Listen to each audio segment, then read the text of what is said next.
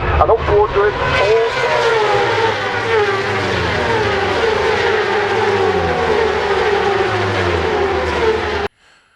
Well, hello everybody, it's Suffolk Andy here, in the middle of nowhere. Nice little church as usual, you can't get away from them. But I just thought I'd show you a little bit of this Suffolk countryside, and here comes the fucking car. Well, hello everybody, it's Suffolk Andy here, in the middle of nowhere in Suffolk, by a nice little church as usual. Thought I'd just show you some of this beautiful Suffolk countryside. Here comes the car. Hello everybody, it's Suffolk Andy here in a nice little spot in Suffolk, nice little church here. But I thought I'd just show you a little bit of this beautiful Suffolk countryside. Look at that, eh? What a beautiful spot. Beautiful skies, beautiful countryside. Absolutely fantastic.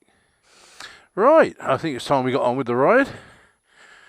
Get all that scenic stuff out of the way. You wouldn't believe I'm in this quietest little spot you could ever find. And you know, there's been lorries, cars. I had to move from there to here to let the lorries and cars by. It's been bloody chaotic. But you just can't get away from anything in Suffolk. So anyway, let's start the little ride.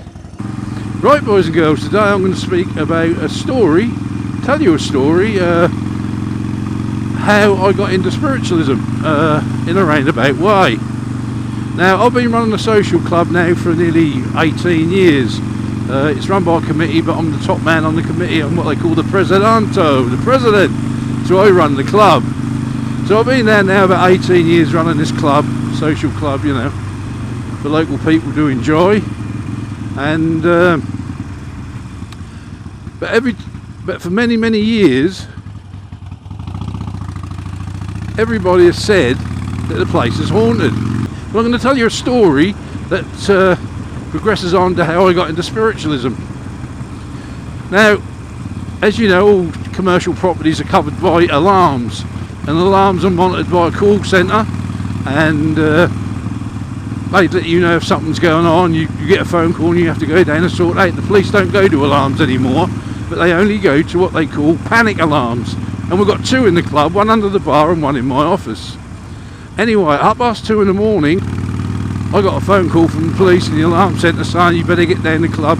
The panic button's just gone off. Panic button, can't do. So anyway, went down there, let them in, nobody in the club. It was about 2:30 in the morning. Looked at the panic button. Yeah, the panic button had been pushed in, completely pushed in. Well, you can only physically push these panic buttons in with two fingers. You have to put your fingers together and push them in. And that then lets an alarm go down to the local police station, who respond in about 3 minutes. Well, this thing had been pushed right in. So the policewoman looked at it, we looked on the alarm, nobody come in or anything like that.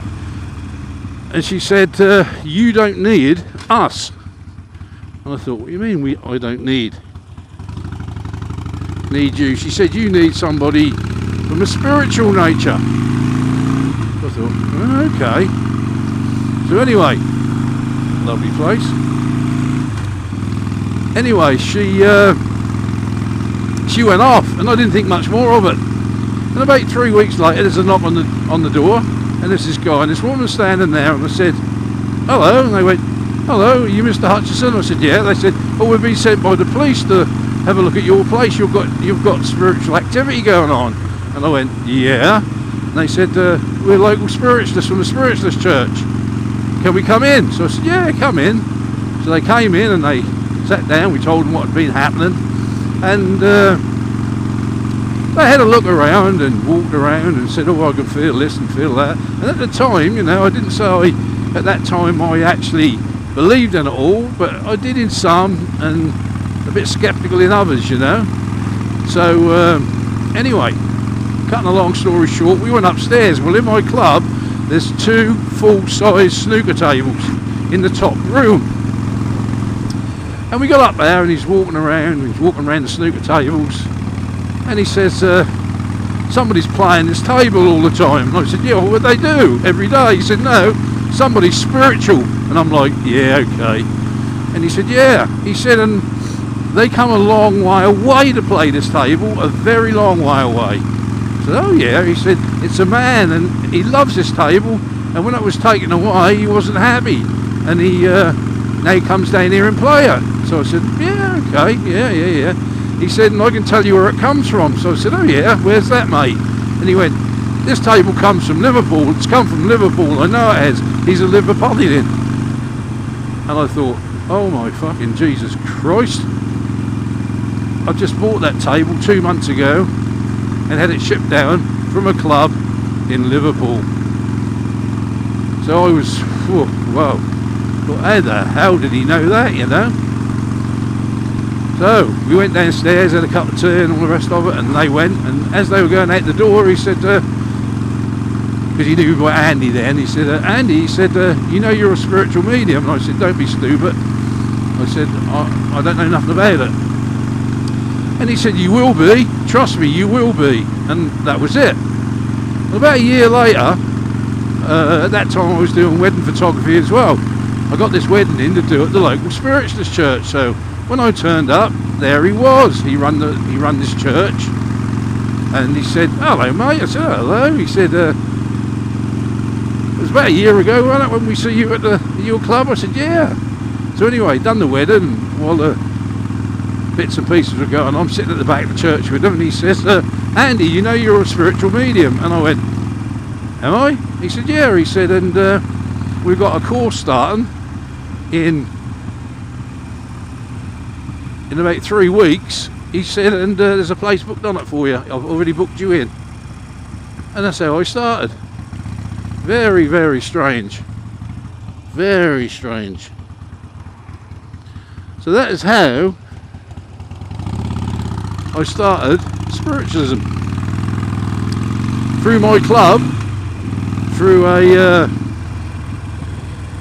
panic button being pushed in when it physically couldn't be, because there was nobody in the bloody club. And I'll tell you another couple of things as well. I was in the bar one day with my cleaner, and we both watched the glass slide off the counter, hit a stool, dropped on the floor and didn't smash. And we both went, did you see that? And she was like, yeah. And that's happened. Sometimes you go in and you'll find glasses smashed on the floor, fell off the bar where we keep the glasses. And then one day I was standing there behind the bar, looking through over the bar, and I see like a person walk out of the men's toilets, walk across the bar like a figure, but very faint, and then just disappear in front of my eyes. And one of my barmaids, she locked up, got everybody out, went downstairs to put the glasses in the glass washer, came back, and there was this man standing at the top bar in a suit on, just looking at her, and she was startled and said, oh, I've locked up, I thought I got you all out. And he just disappeared. And she didn't know who he was. She had no idea who he was. He just disappeared. So that's kind of spooky. Sometimes you hear big sighs like when you're there on your own, or you hear people walking around up in the snooker room and you're there on your own. But so I don't know what you make of that lot, but